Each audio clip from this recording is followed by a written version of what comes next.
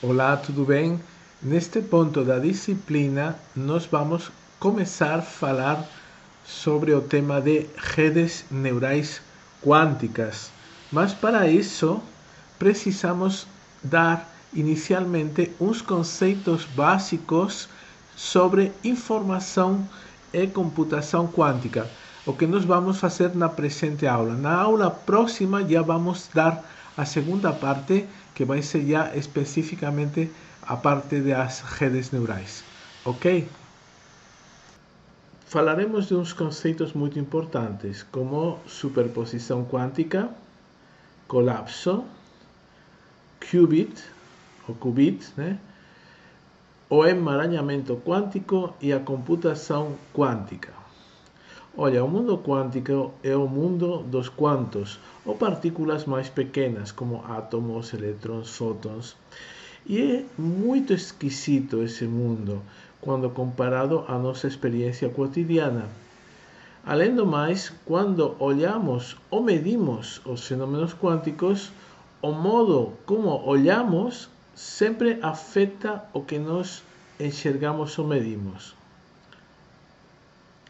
Por causa dos fenômenos quânticos serem muito esquisitos, alheios a toda a nossa experiência, para começar a entender eles é preciso de matemática complexa. Às vezes as pessoas se focam nas matemáticas ou metáforas adequadas.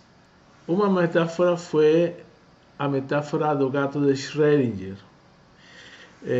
Aquele gato que estava, segundo Schrödinger, na sua metáfora, vivo e morto ao mesmo tempo dentro de uma caixa. Mas nós não queremos falar de gatos mortos agora na nossa, digamos, neste século. O pessoal não gosta de maltrato dos animais, nem em metáfora. Então nós vamos falar de outra comparação que eu achei interessante sobre fenômenos cognitivos. Vamos falar de uma metáfora baseada na percepção competitiva. Falamos do cubo de Necker. Se você olha para o cubo e quer fazer uma interpretação de como ele está orientado, você olha e você vai perceber que naturalmente você termina imaginando ele numa posição específica, sendo que as posições que podem ser imaginadas são duas, na verdade. Talvez você tenha imaginado ele nesta posição, com esta parte para frente, o quadrado da esquerda para frente, ou outra pessoa pode ter imaginado ele nesta outra posição, com o quadrado da direita para frente. O que não vai acontecer é você ver ele simultaneamente nas duas posições. Faça esse esforço, tenta ver ele nas duas posições. Você vai ver que é impossível, tá? Então, assim, a nossa metáfora sobre o cubo de Necker é imaginar, quando nós olhamos, ele sempre se posiciona de um lado ou de outro. Mas na realidade, como que ele, na essência, ele está? Então podíamos perguntar assim: para onde fica orientado o cubo de Necker quando não olhamos para ele? Então, nos fenômenos quânticos, quando ainda não se olha para o fenômeno pode estar em dois estados simultaneamente. Por isso é muito esquisito os fenômenos quânticos. Outro exemplo: você se lembra desta dançarina girando, que é uma ilusão de óptica, onde alguns de vocês vão ver ela girando em sentido horário. Imagina ela de acima, né? Então poderia girar em sentido horário ou olhando de acima em sentido anti-horário. Então, o que é muito surpreendente desta ilusão de óptica é que vai ter alunos falando que está girando em direção horária e outros alunos falando que está girando em direção anti-horária. Alguns de vocês também podem ter até conseguido forçar o movimento da dançarina, e isso é possível. Se você se imagina, por exemplo, fecha os olhos, imagina ele girando num determinado sentido, é muito provável que quando vocês abram os olhos, ela esteja girando nesse sentido que vocês imaginaram. Tá certo?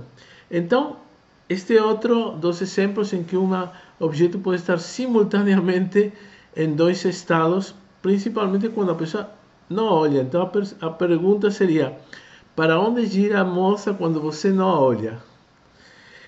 Realmente, isto é uma metáfora, porque é uma ilusão de óptica. No mundo quântico, realmente existe essa superposição de dois estados, mas de verdade, não é uma ilusão nem uma metáfora. Então, vamos representar pelo bit igual a 1. Já vimos que o bit pode ser muitas coisas. Bit pode ser um código, pode ser um número e pode ser um valor de verdade ou não verdade. Aqui vai ser outra coisa, um estado. Então podemos representar um estado pelo bit igual a 1 e outro estado pelo bit igual a 0. Aí vocês decidem qual que vai ser qual. Então vamos representar pelo bit igual a 1 o giro da moça, por exemplo, em direção horária. E pelo bit igual a 0, o giro da moça anti-horário. O estado da moça, então, é uma superposição dos dois estados 0 e 1, tá? Então estamos falando do chamado bit quântico. Então, neste caso, um bit quântico é um valor que é simultaneamente 0 e 1. E está representado pela notação chamada ket. Isso significa que o bit quântico vai estar em um estado com uma probabilidade e em um outro estado com uma outra probabilidade. Tá certo? Então, também, quando falamos de bit quântico ou qubit, isso é uma abreviação de quantum bit. Certo? Então, na sua vez, bit, ele vem de binary digit. Quem inventou esta palavra bit foi o próprio Shannon. Lembra do Shannon?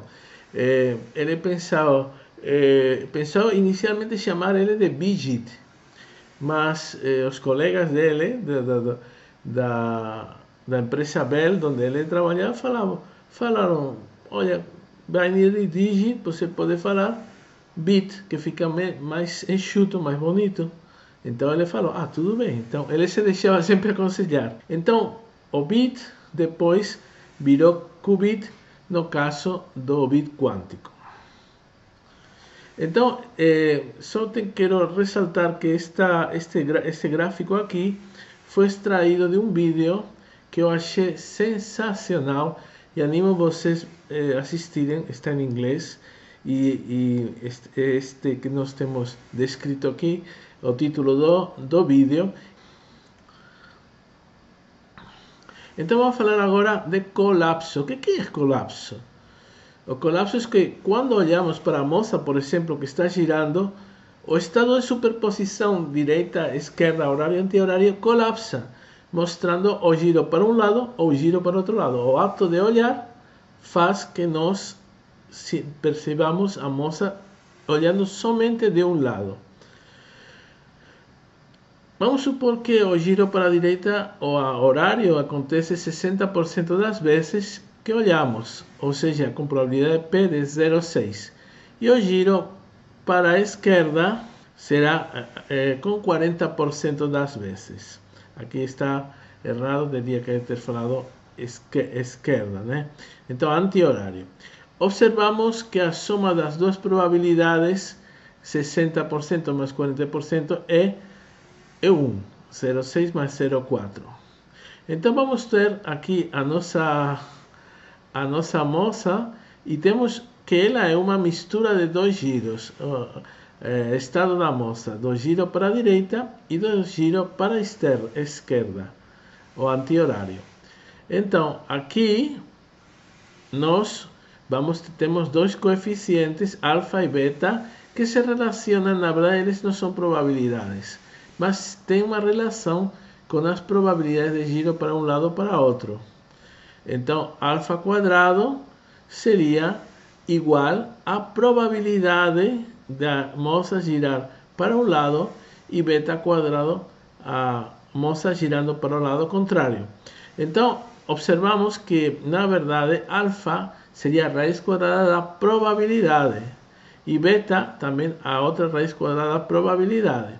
É meio assim complicado. Eu acharia mais fácil colocar alfa e beta probabilidades mesmo, mas na verdade aqui está escrito como raiz quadrada da probabilidade, alfa e beta da raiz quadrada da outra probabilidade. Bom, então, para que se faz assim? Porque a soma das probabilidades já sabemos que é 1, então alfa quadrado mais beta quadrado vai ser 1. Vamos ver agora no caso do cubo de Necker. Então estamos supondo que o cubo de Necker, o estado dele, é uma superposição de dois estados. Um dos estados podemos chamar ele de 0 e outro dos estados de 1. Tá certo? Então já sabemos que o bit quântico, o 0 e 1 representam estados.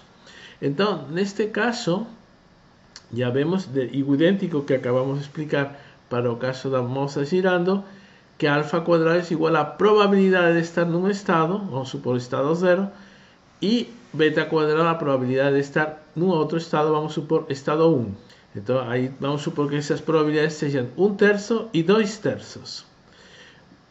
Bom, neste caso, temos então que o bit quântico, quando está em estado 0, essa é a notação chamada notação Ket, que já explicamos anteriormente, neste caso, representa este estado. E podemos expressar este estado matricialmente como vetor U0. Então, o 0, cuidado aí, o 0 vira o vetor U0, não vira o vetor 0, 0, não. O 0, um estado é o vetor U0. E o outro estado, que chamamos de 1, chamamos ele de vetor 0, 1. Por que 1, 0, 0, 1? Porque são ortogonais, porque este estado não tem nada a ver com este outro estado. Dois estados são ortogonais quando uma coisa não tem nada a ver com a outra. São ortogonais. Então, já sabemos que nosso cubo de Necker é uma mistura de estados, onde temos raiz quadrada de 1/3 do estado 0 e mais raiz quadrada de 2/3 do estado 1. Tá certo? Aí podemos expressar esses dois estados, se multiplicarmos aqui raiz de 1/3 por este vetor e raiz de 2/3 por este outro vetor, temos então este outro vetor. Este vetor aqui representa o estado de superposição dos dois estados, o 0 e o estado 1. Este seria o estado de superposição em forma vetorial. Então já temos dois tipos de notações.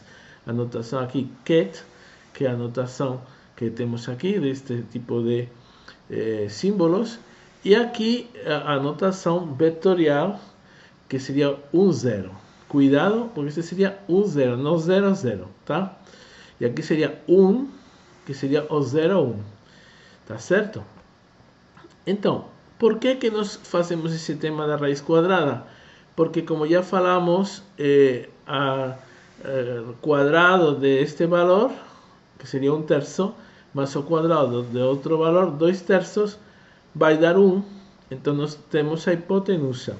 E aqui já vemos que nossos estados quânticos precisam estar num círculo, numa circunferência de rádio 1. E isso é muito, muito, muito, muito importante. Todos os qubits, a soma dos quadrados dos coeficientes são iguais a 1, tá certo? Então, isso é muito importante. Outra coisa muito importante é a forma vetorial, que já temos antecipado anteriormente. O 0, 0, vamos supor que temos aqui um exemplo de 2 qubits. O que significa 2 qubits? Por exemplo, aqui temos o 0 significa, poderíamos ter duas moças, uma girando para a esquerda, o anti-horário, e outra para a esquerda, também à esquerda, anti-horário. Duas moças podiam ser, tá? Ou esquerda, anti-horário, direita, horário. Outra oposição é o que gira, pode ser um elétron, pode estar girando numa direção e outro elétron também na mesma direção. São dois elétrons. Aqui um elétron girando, o spin horário, outro spin anti-horário e assim por diante. Então, como esses estados são completamente separáveis, ortogonais, que podemos expressar eles em formato vetorial. O 0, 0 tem 1 e todo o demais 0. O 0, 1 é outro estado que podemos ser expressado vetorialmente e este outro assim por diante. Então, isso permite que, além das operações feitas assim acima, digamos, tipo de escrita, possamos também fazer operações a partir de vetores, que também para as pessoas que conhecem bem o cálculo vetorial é uma forma bastante útil de fazer as nossas operações. Então, se nós temos n qubits, quantas combinações de esses dois qubits que tem dois estados cada um podem acontecer? 2 elevado a n. Neste caso temos n, que é 2, 2 elevado a n é 4. Então temos 4 vetores de cada um de 4 componentes. Bom, então, igual que a MOSA e o cubo de Necker, muitas partículas elementares têm propriedades opostas em estado de superposição.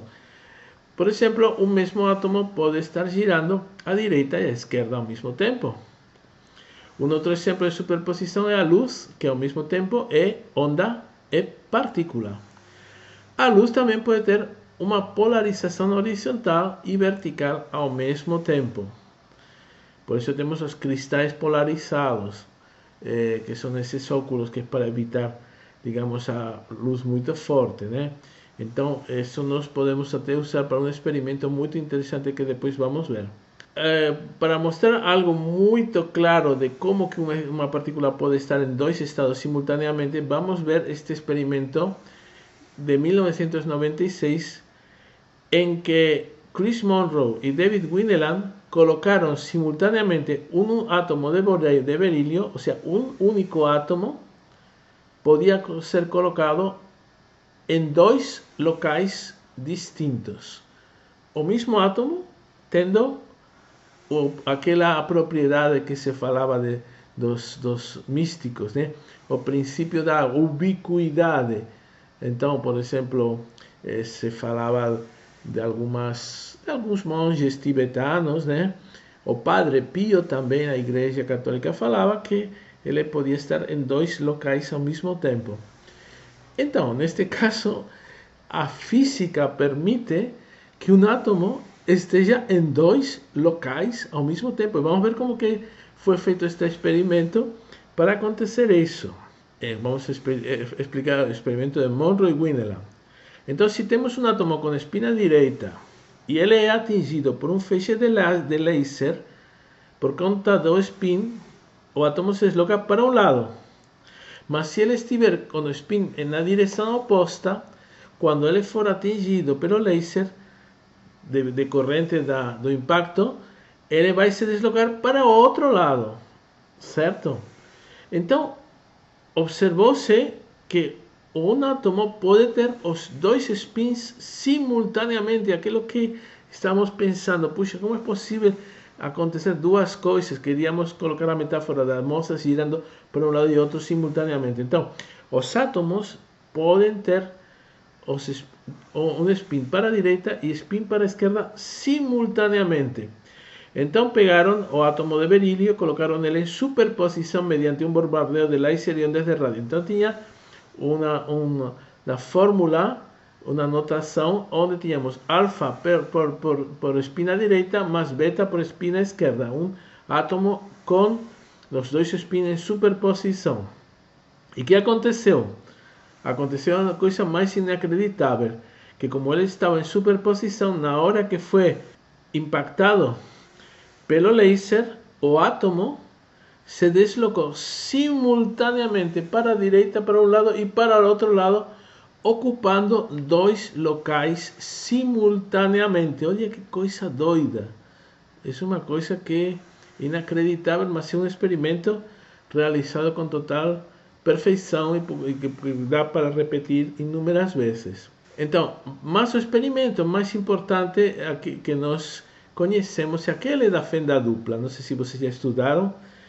Um elétron, quando disparado em direção a uma fenda dupla, ou seja, uma espécie de muro com duas fendas, duas linhas paralelas que são duas fendas. Então, o elétron pode passar, e isso é uma coisa absurda, igual que o átomo podia estar em dois posições simultaneamente, o elétron também pode passar pelas duas fendas ao mesmo tempo.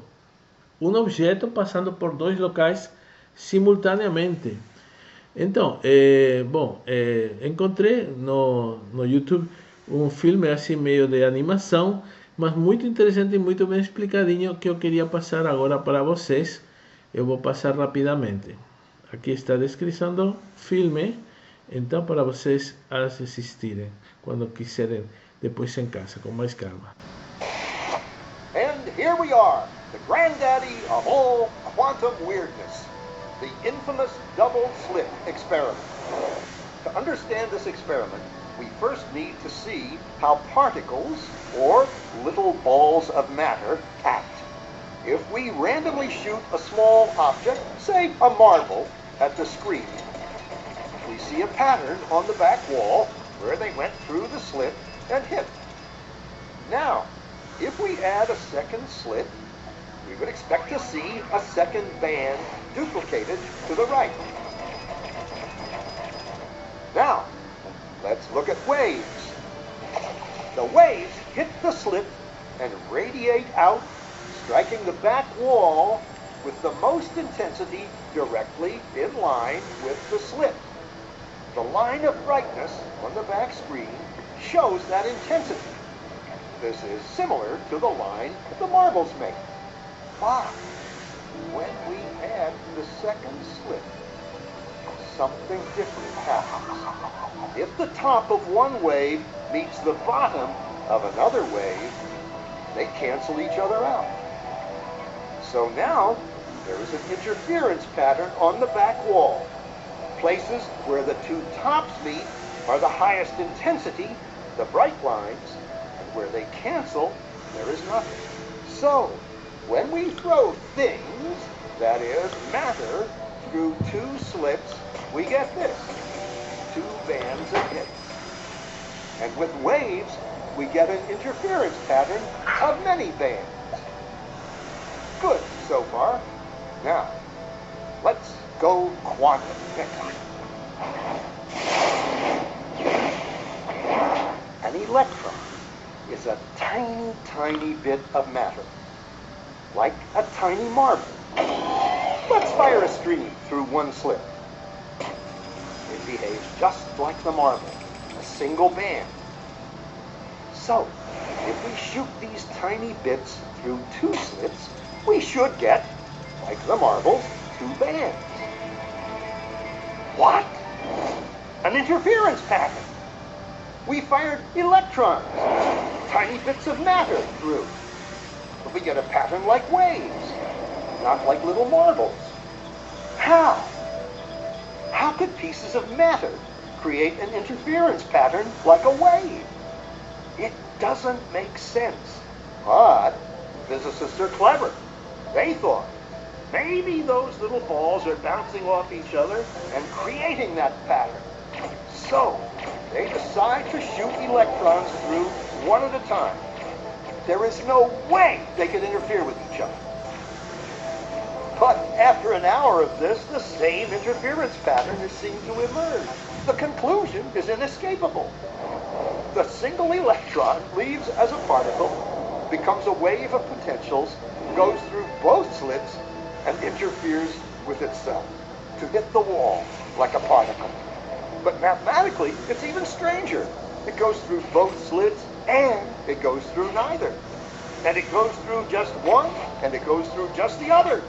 All of these possibilities are in superposition with each other. Physicists were completely baffled by this. So they decided to repeat and see which slit actually goes through. They put a measuring device by one slit to see which one it went through and let it fly. But the quantum world is far more mysterious than they could have imagined. When they observed, the electron went back to behaving like a little marble. It produced a pattern of two bands, not an interference pattern of many.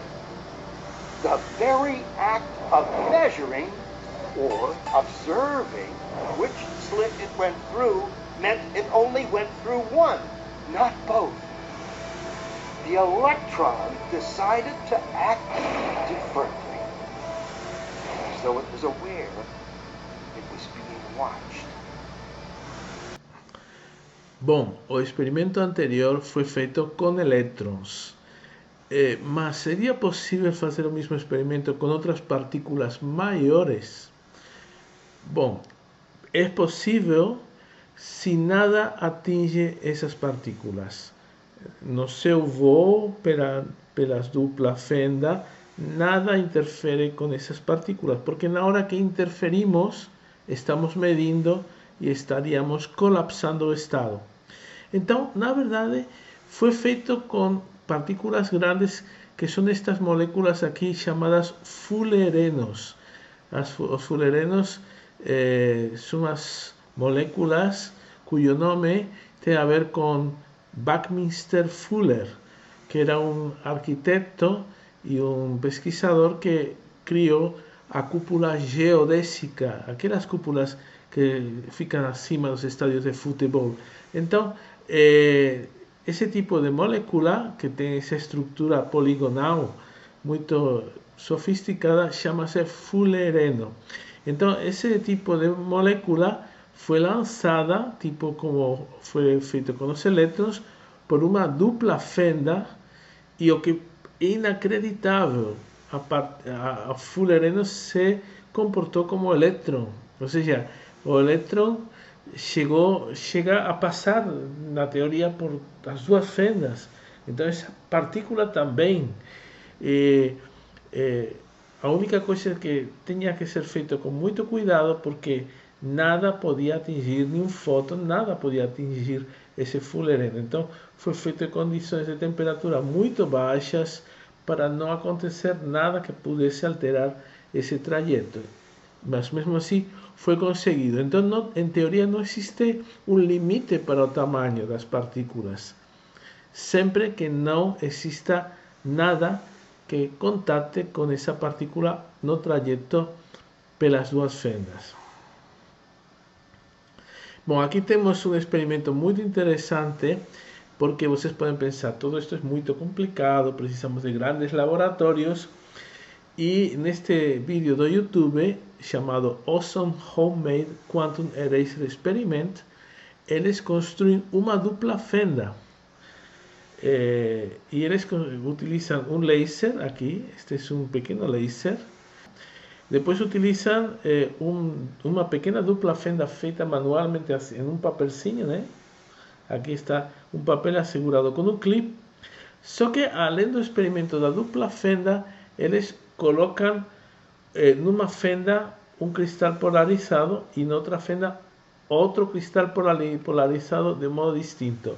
Para quê? Porque isso permite identificar por onde que passou o raio. Se a polarização termina sendo vertical, é que passou por uma fenda, e se for horizontal, que passou pela outra fenda. Então é incrível, porque este experimento não somente consegue simular todas as características anteriores, mas também aporta uma novidade, que é colocar uma chamada borracha quântica, que neste caso é um cristal polarizado a 45 graus dos anteriores. Então, somente com este laser de R$30 e aqui com uma pincinha que custa R$10 e mais o pedaço de outro cristal do óculo que está aqui no meio, né? Já serve para fazer um experimento de dupla fenda bem sofisticado. Mas ainda ele coloca outro cristal a 45 graus aqui na frente, para representar uma chamada borracha quântica. Então, uma vez que o estado colapsa, com a borracha quântica podemos levar o estado a seu estado inicial, e conseguir um padrão de interferência do outro lado, que não dá para ver neste momento, mas aparece o padrão de interferência na parede. Então, temos aqui um experimento que pode ser feito em casa, com um custo ínfimo, muito pequeno, onde a lanterna custa, acabei de ver no Mercado Livre, R$30. Os óculos com lentes polarizadas que te precisamos colocar, a quebrar o óculo para pegar uma lente aqui e outra lente aqui, né? Custa R$70 no Mercado Livre. E temos estes suportes aqui que eu procurei, que mais ou menos pode custar os dois suportes, como se fossem uns grampinhos, né? Uns R$30. No total, por R$130, todo comprado, por exemplo, na internet, vocês podem construir um extremamente sofisticado experimento de dupla fenda. Então eu animo para vocês assistirem a este vídeo, que é muito incrível, onde explica como fazer e vocês podem ver o resultado do experimento. Muito mesmo interessante. Vamos falar de emaranhamento quântico. Duas partículas criadas simultaneamente podem ficar correlacionadas mesmo a milhões de anos-luz de distância.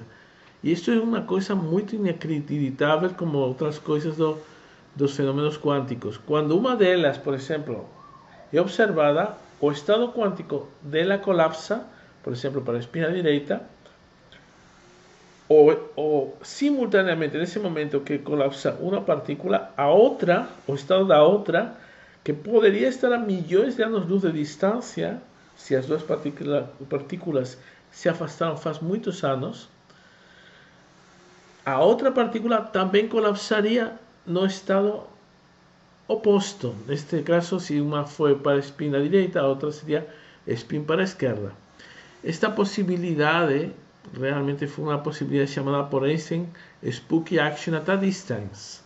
Ele não acreditava nesta possibilidade, mas é uma realidade, é uma coisa absurda. Duas partículas, mesmo separadas milhões de anos-luz de distância, uma muda e a outra muda instantaneamente, mas não, um raio de luz não poderia ser tão rápido. As duas mudam na hora. É uma coisa inacreditável. A física é realmente muito surpreendente. Na nossa metáfora da dançarina que gira, se ela estiver em superposição e se dividir em duas, no caso um átomo se divide em dois, por exemplo, quando uma delas for observada, por exemplo, girando à esquerda, direita, a outra colapsaria na hora, apresentando o giro à esquerda. Então seria assim. Temos as duas, uma dançarina que se divide em duas. Uma vai para um lado, outra vai para outro, a distâncias enormes. Mas na hora que observamos o estado de uma, a outra também colapsa e apresenta o estado complementar. Então, uma coisa muito incrível. Então, muitos pesquisadores confirmaram a existência deste tipo de ação à distância. O fenômeno é chamado experimento EPR, Einstein-Podolsky-Rosen. Foi a Line Aspect, em 1972, que pela primeira vez detectou este processo acontecendo com luz polarizada, como vimos no processo anterior, no exemplinho de Homemade Experimento. O experimento foi repetido inúmeras vezes. Atualmente, a equipe do professor Gysin, da Universidade de Ginebra, testa o fenômeno com fótons emaranhados. E como é esse experimento do Gysin? Olha, eles impactaram um cristal feito de nióbio, potássio e oxigênio com um laser. Quando o cristal absorveu o fóton do laser, ele criou dois fótons emaranhados que se deslocavam à velocidade da luz em direções opostas. Bom, este tipo de experimento é muito comum. Chama-se beam splitter. Significa divisor de raio. Então, quando temos um complementary beam splitter, temos que é um raio que se divide, sendo que um dos raios vai com um estado distinto e complementar do outro raio, tá?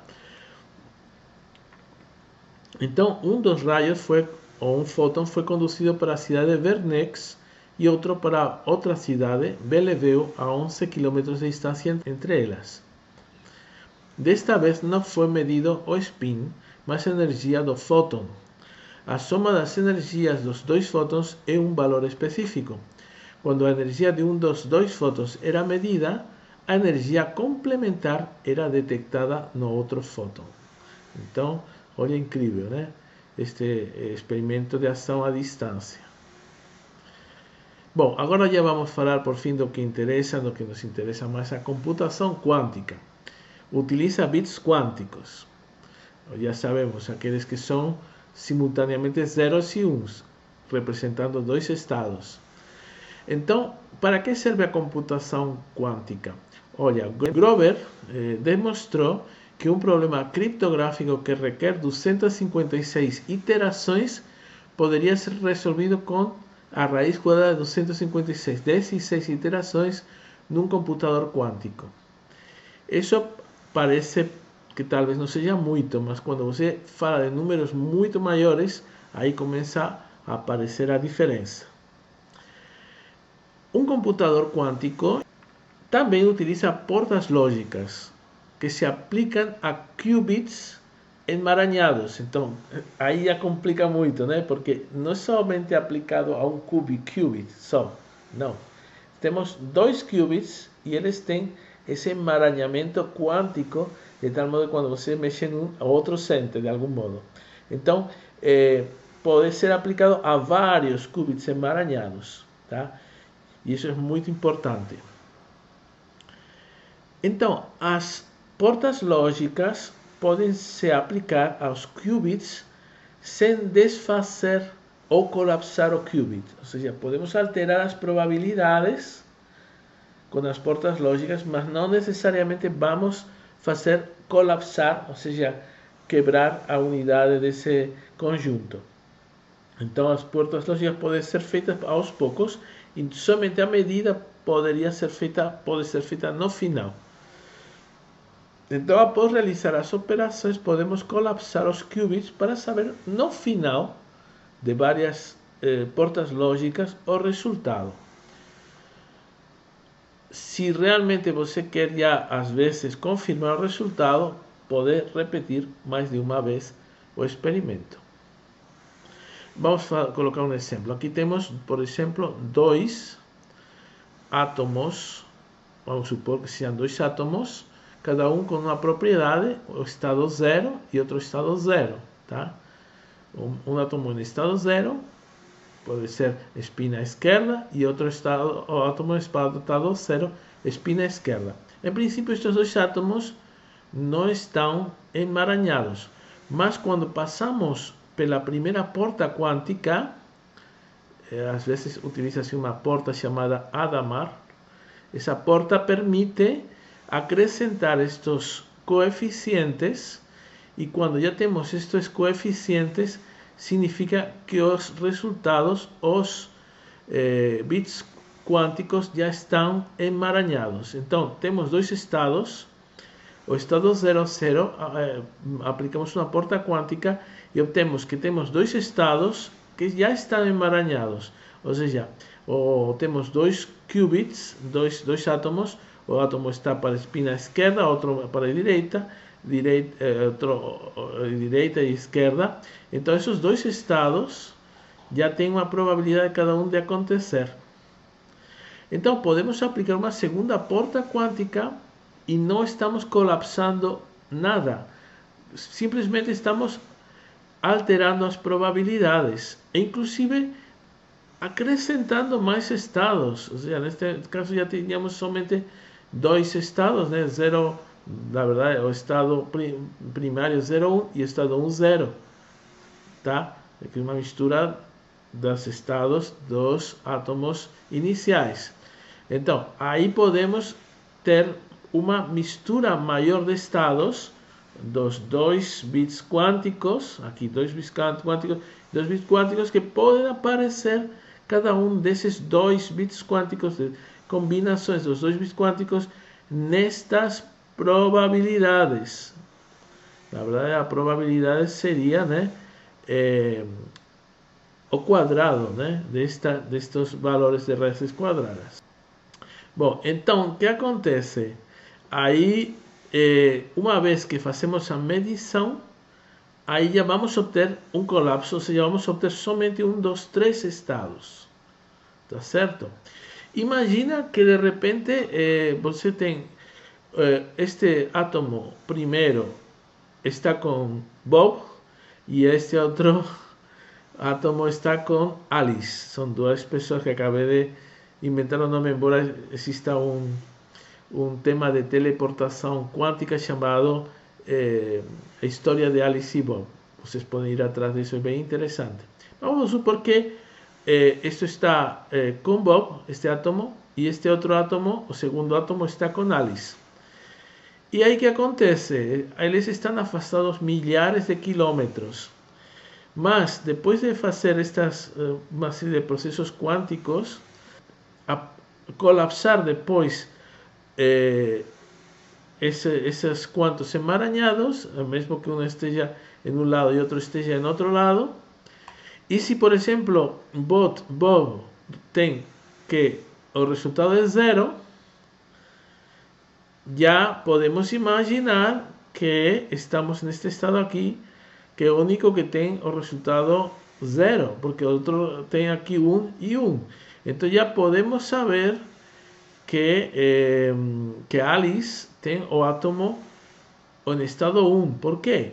Porque a combinação 0-1 somente existe esta aqui. Bob não tem em nenhum momento a possibilidade de ter o átomo em estado 1. Se ele já obteve o estado 0, a única possibilidade é que Alice esteja com o estado 1. Tá certo? Neste caso é até bastante fácil de entender, porque o que acontece quando nós temos mais bits quânticos, mais átomos, na verdade, mais qubits. Por exemplo, nesta universidade nós temos um computador quântico de 2 qubits, mas podemos ter um computador quântico de 5 ou mais qubits. Num caso como seria este, se o estado colapsa e vemos que o estado do átomo de Bob é 0, nós podemos deduzir como seria o estado dos outros 4, no caso de termos 5 qubits no total, no caso dos outros 4 qubits. Então podemos inferir qual é o estado dos outros qubits, porque os outros vão colapsar junto. Entende? Como se tivéssemos, na verdade, 5 átomos, cada um sendo levado por uma pessoa a grandes distâncias, e quando um deles é medido, os outros colapsam. E você já pode saber em qual estado estão os outros, olhando para o estado que colapsou. Neste caso, que é muito simples, olhando para o estado 0, você sabe que necessariamente o outro átomo vai estar no estado 1, porque os outros átomos, combinações, não tem em nenhum caso o primeiro em 0. Entendeu? Então é uma coisa muito incrível, e isso permite justamente realizar grandes fatos como a criptografia quântica e todo tipo de processamento paralelo que vai ser muito superior a que pode ser feito pelas máquinas convencionais. Bom, então vamos lá. Por exemplo, vamos supor que repetimos o que já havíamos falado. Temos um estado 00, que lembrar que corresponderia com o vetor 100, né? 00 se corresponde com o vetor 100, tá? Aqui, aí aplicaríamos a primeira porta quântica. Aqui não temos nenhum emaranhamento quântico, só tínhamos, na verdade, 2 átomos. Mas quando aplicamos a primeira porta quântica, já temos coeficientes.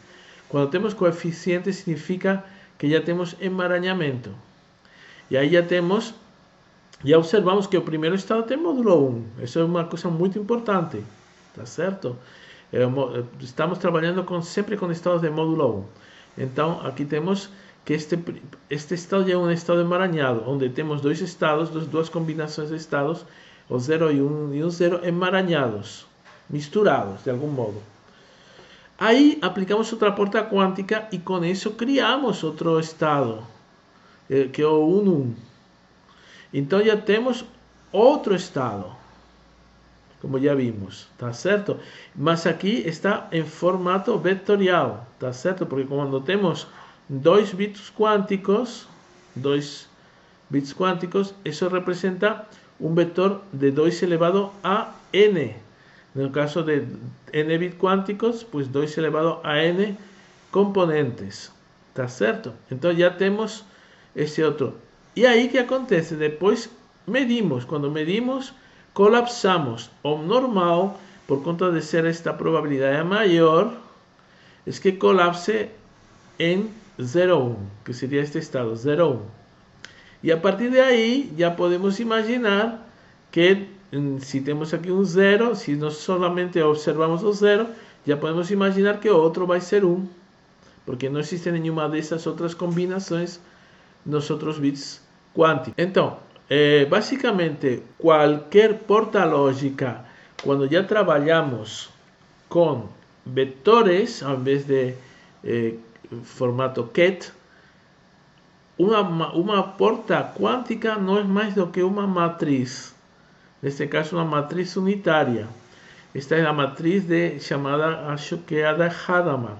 Por quê? Porque coloca já um vetor, que em princípio não estava, não tínhamos nenhum vetor aqui emaranhado, e ele a partir de aí, ele cria um estado de emaranhamento quântico. Aí estão estes dois vetores já emaranhados. Normalmente este tipo de porta, que a partir de um vetor já cria dois fatores, é a primeira que é usada justamente para produzir o emaranhamento quântico. Então, simplesmente saber que o que estamos fazendo quando estamos utilizando portas quânticas é simplesmente, neste caso que temos dois qubits, dois átomos, vamos supor, né? Na verdade, estamos trabalhando, nos deslocando por um espaço vetorial de 2 elevado a n dimensões. Como temos dois qubits, n igual a 2, então 2 elevado a 4. Então estamos percorrendo uma esfera com radio unitário de 2 elevado a n. Já sabemos que como as probabilidades têm que somar 1, a esfera tem que ter um radio 1. E todas essas operações podem ser representadas numa esfera, neste caso, de 4 dimensões. E assim, quando tenhamos mais estados quânticos, sempre vamos estar percorrendo uma esfera de radio 1, sendo independentemente qual for o número de dimensões, tá bom?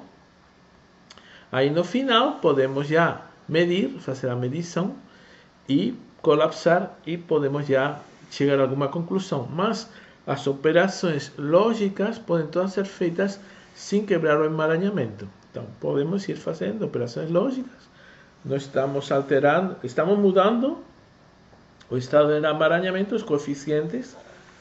Sempre que fazemos essas operações tem que ser de tal modo, porque senão quebra o emaranhamento, que as probabilidades, esses fatores sejam esses valores que somam 1, tá? E aí, uma vez feito isso, vamos ir mudando até chegar a colocar ele em um estado que nos facilite a vida e a tomada de decisões, como vimos anteriormente. Então, uma vez que já podemos colocar todo o estado, de tal modo que identificando um qubit, podemos realmente deduzir todos os outros. Então é uma coisa muito interessante. Bom, aí só para terminar, houve faz 2 anos esta notícia onde o Google dizia que tinha alcançado a supremacia quântica, falando que conseguiu fazer uma tarefa que não era possível fazer em computadores tradicionais. Bom, então na verdade a tarefa consistia em calcular a probabilidade de uma distribuição de um gerador randômico quântico. Bom, tudo bem. Até eu não vejo assim uma grande façanha, porque com um sistema quântico está modelando o próprio sistema quântico. É muito mais fácil um sistema quântico se modelar as propriedades com as propriedades quânticas que utilizar um sistema convencional.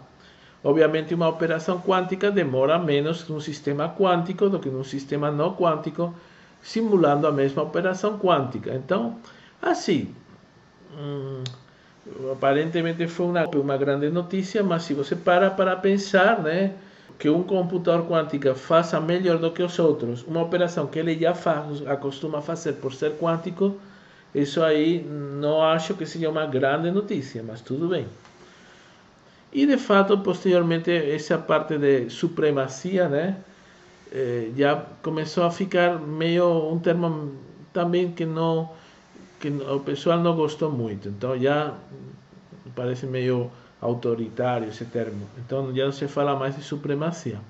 Então, com esta descoberta, Google se autoproclamaria o pioneiro de uma nova era quântica que poderá render muitos benefícios para a empresa. Isso é o que mais poderia acontecer. Então, eu acho que tão interessante quanto a descoberta de Google em 2019 foi aquela feita em 2017, que foi justamente encontrar que existem fótons entrelaçados em um substrato biológico, nas proteínas da fotossíntese. Ou seja, aparentemente nas árvores, na criação de oxigênio a partir de CO2 com a luz solar, a fotossíntese, nesse processo tem que ter os fenômenos quânticos envolvidos. Eu achei impressionante essa descoberta, muito mais impressionante do que o tema da supremacia quântica. Bom, então basicamente isso que eu queria comentar para vocês. Depois vocês podem continuar estudando. Olha, o tema quântico não está fácil. Eu realmente, para poder passar para vocês esta informação, eu tive que estudar bastante e tentar pensar como que eu falo para os alunos. Realmente não foi fácil chegar a esta síntese mais ou menos que eu fiz aqui. Ok, então, um abraço para todos. Tchau, tchau.